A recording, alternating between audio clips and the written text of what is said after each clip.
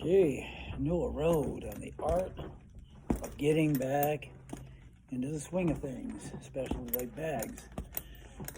Now, when you haven't been on a bag in a month, many months, or perhaps never really at all, you want to just start out real slow.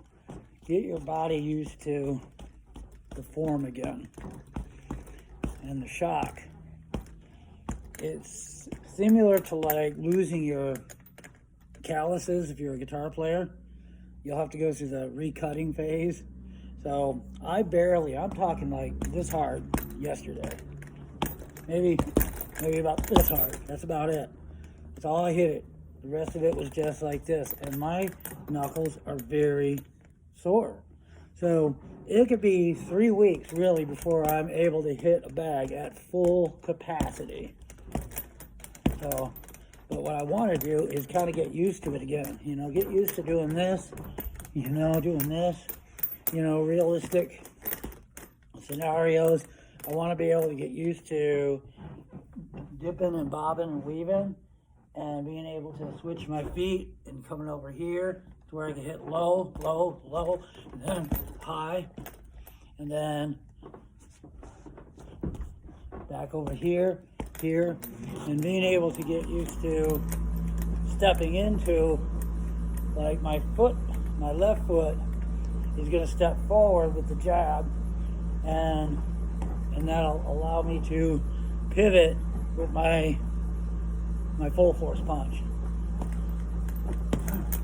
Step forward with the jab, and then with this, and then maybe even do a little bit just to get that form down. You see that form? And get used to passive position to just bringing your, no, I don't want to fight, I'm really sorry, to coming in like this, kind of walling the head off, and being able to maneuver into an arm bar or something. And then, and bobbing and weaving.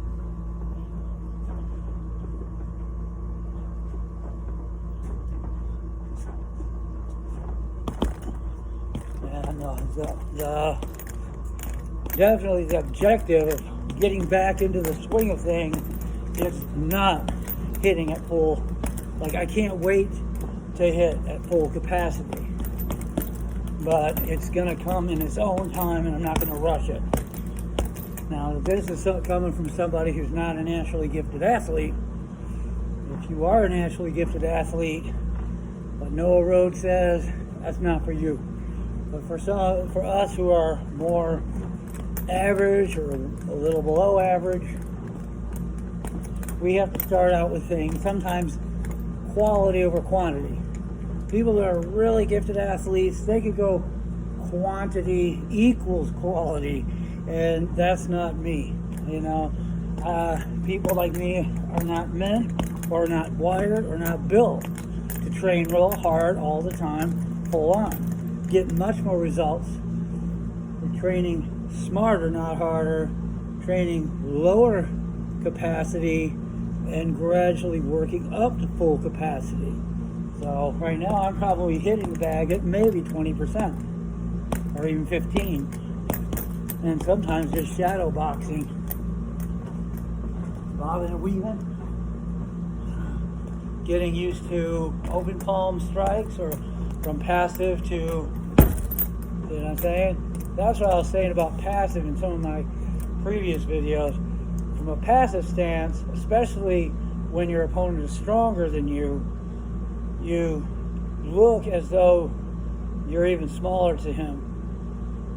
If he comes at you in an aggressive manner, and you can always be in this position, and you're a lot more likely to be able to save yourself from that hit. Nothing is perfect. No plan is perfect. You can still get knocked out. You can be a great fighter and be knocked out. Better than I could ever be and still get knocked out. The greatest of fighters do get knocked out. But this is just what we do to prepare ourselves so we can always be the best version of ourselves. And we'll leave the rest up to God, or if that isn't your thing, we'll leave it up to chance. we try to stay on the right side of any kind of an issue. And that there is one of the best ways to defend offense, whether it's offense or defense, to enter into a situation where there's a violent encounter, is to always be on the side of what's right. Right equals might. Okay, but yeah, you see, I'm practicing this stuff. I'm practicing switching because I'm practicing this. I'm practicing from here to here, and I'm practicing shadow boxing just to get everything back. Hooks, hooks, hooks, hooks. But chances of me hitting full capacity, it might take 3 weeks. It might only take a week. I don't know. And hopefully I'll be able to film myself when it happens. Just a little advice for people that are haven't been training in a while on the bags. Don't set out to go. This is much more effective for your first couple of weeks back, or 1 week anyway. And let these. I've lost some of the toughness on these knuckles because I haven't hit a bag in 6.5 months. So I make up for it. One of the best ways to do, too, is just control the distance. If you're not engaged in the fight, and you can see that your opponent might be measuring up the distance to see if he can connect, all you have to do is fix that problem by backing up one step. When it's time to close the distance, that's when you might, come in, field off his head, because where the head goes, the body follows. So that's always something. Always keep your hands up in the passive position like this. But it's really easy for somebody who's really good at punching, real slick, to come from the bottom, from here, to, and hit you. And they can hit a lot harder than Noah Rhodes could ever hope to hit. Some of these people are just naturally strong when it comes to punching. And they will start from this. And if you're focusing on their face or mouth and not their shoulders, and your arms are a little bit down like this, trying to reason with them, and you're looking at them like this, then that thing can come up and you won't even see it coming. So like this, but also have your focus just a little below, like chest, shoulder, because then you can see the movement as he winds up to punch you, and that'll prevent the sucker punch. Always keep an eye on your distance, your feet, for instance. Pay attention to his feet. Are his feet getting that into that position to where he can wind up? Is he kind of looking away like, all right, he's getting you to drop your guard? That's always a sign that they're going to sucker punch. So this is the stuff you work on. You see that, how fast he can go? You see? So if you can hit, and then go over to the side, Mike Tyson used to do that. So he would get you to chase a punch over this way, and then he would go over this and hit you in, somewhere here, and then work up here to here, and then he would go with an uppercut.